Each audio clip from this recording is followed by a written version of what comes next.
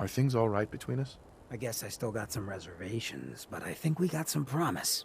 So long as taking care of the folks of the Commonwealth stays on the agenda. That was all I had. Gotcha. Of course. What's up? Look, I needed to mention. Just you taking care of Bobby. I ain't proud of having to put you through that. That sort of dictatorial shit ain't usually my style. She tried to dupe us both. Dealing with her was the right move. True, but it doesn't change the fact that she's out of the picture because of us. Hell, that sort of bull's the whole reason I became mayor in the first place. Some ass named Vic ran the town for I don't know how long before that. Guy was scum. Used us drifters like his own personal piggy bank. He had this goon squad he'd use to keep people in line. Every so often, he'd let them off the leash, go blow off some steam on the populace at large. Folks with homes could lock their doors, but us drifters, we got it bad. There was one night, some drifter said something to them. They cracked him open like a can of cram on the pavement. And we all just stood there, did nothing. You can't blame yourself. Sounds like you were outmatched. Probably would have killed you too. You're right, but it was still spineless. I felt like less than nothing. Afterwards, I got so high, I blacked out completely. When I finally came to, I was on the floor of the old State House, right in front of the clothes of John Hancock. John Hancock, first American hoodlum and defender of the people. I might have still been high, but those clothes spoke to me, told me what I needed to do. I smashed the case, put him on, started a new life as Hancock. After that, I went clean for a bit, got organized, convinced Cleo to loan me some hardware, got a crew of drifters together and headed out into the ruins, started training. Next time Vic's boys went on their tear, we'd be ready for them. The fact that you're standing here and Vic isn't would suggest things went well? Oh yeah. So the night of, we all got loaded. Let Vic's boys get good and hammered, and burst from the windows and rooftops where we'd been hiding. They never even saw it coming. We didn't have to fire a shot. We didn't have to, but we sure fucking did. It was a massacre. Once we'd mopped up, we strolled right into Vic's quarters in the State House, wrapped a rope around his neck, and threw him off the balcony. And there I am, gun in hand, draped in Hancock's duds, looking at all the people of Goodneighbor assembled below. I had to say something. That first time I said them, they didn't even feel like my words. Of the people, for the people, was my inaugural address. Became Mayor Hancock of Goodneighbor that day. And from then on, I vowed I'd never stand by and watch. Ever again. And you're never gonna have to. We'll take care of the Commonwealth together. Good. I just hope you get where I was coming from. I ain't out to bring harm to anyone that didn't earn it. Though I'm getting the distinct idea you got the same plan. Well, you probably heard enough of me running my mouth for one day. Wanna get moving? I'd had my doubts when we first hit the road.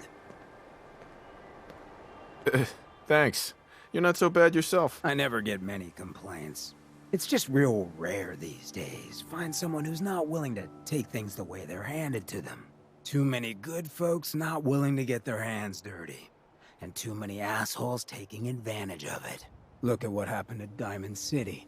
Before McDonough took over, it was a half-decent place to live. A little stricter than I usually go for, but not terrible. I thought he and I had a pretty happy childhood. But then he decides he's gonna try and get elected with his anti-ghoul crusade. Mankind for McDonough. Before you know it, you got families with kids lining up to drag folks they call neighbor out of their homes and throw them to the ruins. How could they do something like that? There'd always been a pretty big gulf between the folks living in the stands and folks down on the field. McDonough ran on it because he thought enough of those upper stands assholes would vote for him. Guess he was right. I remember storming into his office above the stands after the inauguration speech. He was just standing there, staring out the window, watching as the city turned on the ghouls. He didn't even look at me. Just said, "I did it, John. It's finally mine." Should have killed him right there, but I don't think it would have changed anything. Instead, I pleaded with him, begged him to call it off. He said he couldn't. He had nothing against the ghouls. He was just carrying out the will of the people. And he couldn't betray the voters.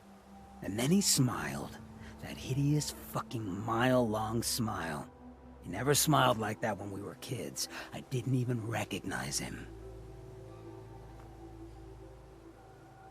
He murdered those ghouls. Him and that whole damn city. I still wasn't a ghoul at this point, so I didn't have to leave, but I couldn't bring myself to stay in that cesspool after that. I'd been sneaking off the Good Neighbor for years to get decent chems, so I knew the safe routes. I managed to track down a couple of the families, lead them there, but most couldn't get used to the Good Neighbor lifestyle. I brought them food for a couple of weeks, but after a while, they just disappeared. Folks in Diamond City signed their death warrants, and all the good people were willing to just sit by and watch. I felt like I was the only one who saw how screwed up things truly were. We couldn't just pretend things were fine. Still feel that way. Or I did. Until I met you.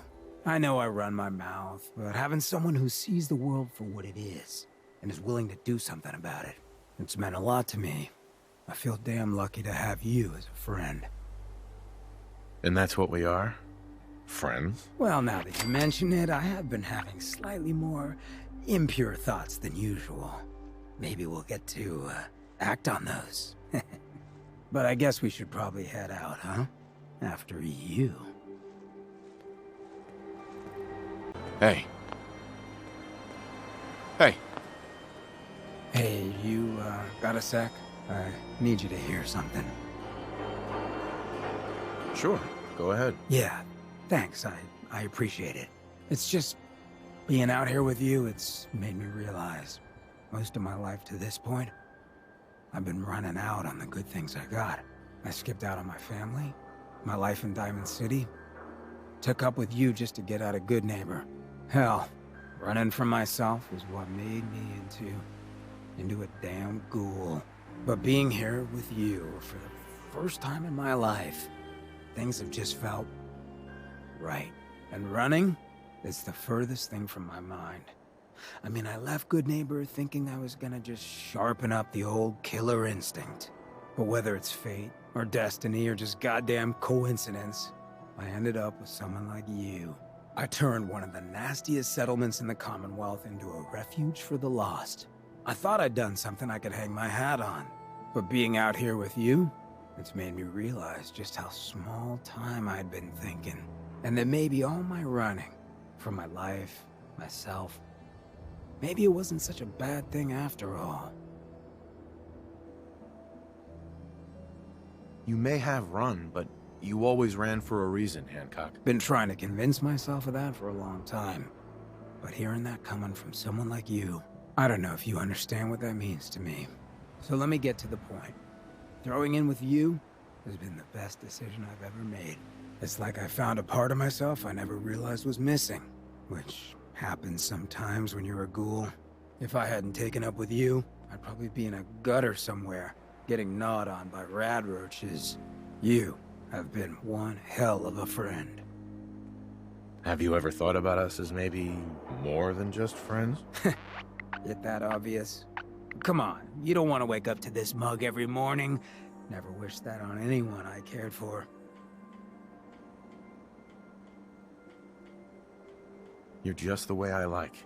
Screw anyone who makes you feel ashamed. Wasn't thinking about the folks doing the shaming. Moments like this, I know all that karma stuff is bull. Because no one like me should be this lucky. Come on, love. Let's get this freak show on the road.